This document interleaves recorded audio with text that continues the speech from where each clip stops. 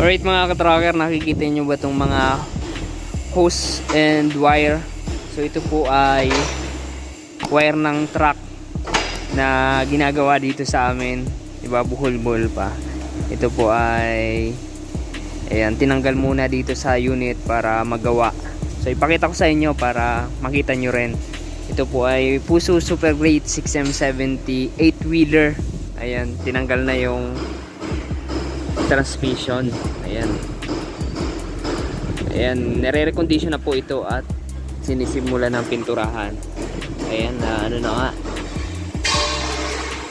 Nakaskas na yung pintura sa cab. Ayan, pakita ko lang sa inyo para magkaroon kayo ng idea. Alright, so ito mga ka-tracker, ang ginagawa dito ay kino-convert yung unit. Ayan, kino-convert siya. 8-wheeler gagawing 12-wheeler. So double I-beam. Tapos ito, nakita nyo, tinanggal yung gulong dito sa likod, pati yung differential. Kasi kinonvert to center bogie type lip spring suspension. Ayan, dati siyang lip spring suspension pero isang ano lang, isang differential lang yung nakakabit. Ito yun. Pakita ko sa inyo to. Ito yung dating nakakabit na lip spring. So gagawin siyang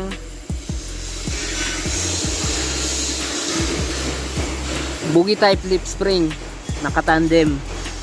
So ayan, para maging 12-wheeler, ito sinalpakan itong tandem na to. So actually hindi pa to tapos mga ka-tracker. Ito pa lang yung naikakabit. Tapos ito yung stock na differential. Ito pa rin yung ikakabit. Ayan, tinanggal lang yung dito sa tatapatan ng lip spring. Tapos syempre yung propeller tinanggal na. Pero ibabalik din yan. So ayan yung progress dito sa unit. Dito na sinet up. Ayan, naka set up na at nilagyan to ng mga reinforcement para tumibay yung chassis, para malagyan ng center bogie type lip spring. Ayan, makakapal po yung kinabit naming mga bakal dyan. At ayan, nakatornilyo na yung ating tandem. Ito, so sasalpakan na lang yan ng bogie saka lip spring kasama na doon. And then yung babalik tong differential. Tapos yung sa likod niya, ang ilalagay yung dead axle. Yung walang differential, dead axle lang siya. So wala pa dito. Pero lalagyan siya. Ayan. Pakita ko sa inyo yung medyo tapos ng unit. Medyo malapit na matapos para makita nyo yung itsura kapag nabuo itong convert tandem. Ayan. May nagtatanong dito kung gumagawa daw kami ng ganito lang dito sa loob.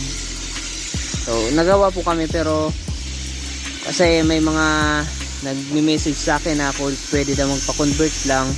So yun mga ka-tracker, unfortunately hindi po pa kami nag-accommodate ng paggawa galing labas yung mga unit sa ibang dealer. Makabili to si papagawa dito. So hindi po kami makakagawa. Sa labas may mga gumagawa. Yan, madami po. Madami sa social media, sa Facebook nag-o-offer ng convert. Ang pagkakaalam ko mga ka-tracker, pag ganitong convert tandem, dating airbag, gagawing center bogie type lip spring suspension, ang pagkakaalam ko sa labor lang, pag labor lang nasa 50,000, depende sa unit, sa brand ng unit, basta gano'n naglalaro, 50,000 labor lang, iwala yung materyales. So yun lang yung idea ko. Pwedeng bumaba, pwedeng tumaas, depende sa unit na ipapagawa.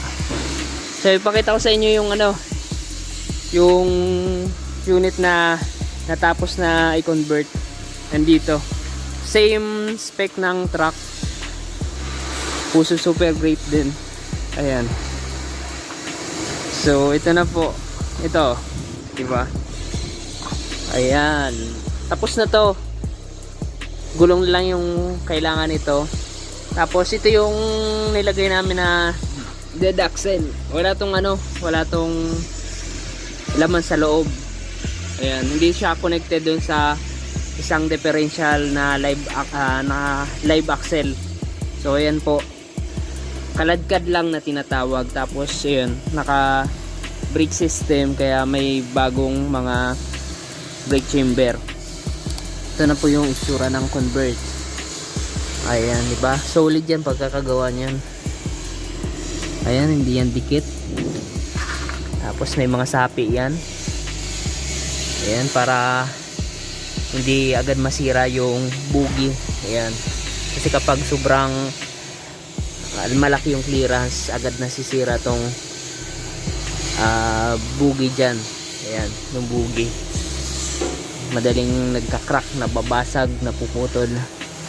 So maayos yung gawa dyan, diba? Hindi pa lang nakakabit yung propeller. So tingnan nyo, hindi to double differential. Ayan, walang connecting na propeller sa likod itong live axle natin or yung differential. At ito yung itsura nya. Ito binabato dahil orig siyang double I-beam sa unahan. Yun nga lang, inadjust siya kasi malaki yung clearance ng I-beam sa isa't isa. Nilapit siya para maganda yung birada. Ayan, maganda yung maniobra ng steering system. Ayan, nilapit. Mas maganda kasi medyo malapit sa isa't isa itong double I-beam. Meron namang mga unit na malapit talaga, pero ito medyo malayo, kaya in-adjust pa rin namin. Ayan, in-adjust po namin yan.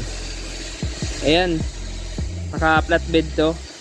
So makikita nyo, alam ko may mga binlag na ako na ganitong unit na natapos na, yung ginawang 12-wheeler, dating 8-wheeler. Ayan. So ang kagandahan nito na ko-convert to 12-wheeler kasi malalaki yung kanyang differential. Ayan. Malalaki, saka malalaki yung gulong talaga nito compared sa yung 12-wheeler gagawing 10-wheeler medyo malabo. Yan, pwede naman pero madaming papalitan. So yan mga ka-tracker, makita nyo yung ginagawa namin dito. Kung nagustuhan nyo itong video na ito, paki-like, share, and kung hindi ka pa nakaka-subscribe at napadbad ka lang sa aking YouTube channel, mag-subscribe na at pakipalo na rin ang aking FB page, Tracker Moto. And then ano pa, ayan, kung may inquire kayo, naghanap kayo ng truck, baka dito kayo makahanap, pumunta lamang kayo dito. Dito yan sa Barangay Mamugdos, Bacoor, Cavite, Calipil Marketing Corporation. Ayan, hanapin nyo lang ako kung may time kayo na makabisita sa yard namin. Ito yung planta talaga namin, kung saan ginagawa yung mga unit na pinare-recondition ng mga client namin, na dito rin nabili yung napili nilang truck na Japan Surplus. Maraming salamat. God bless. Bye bye.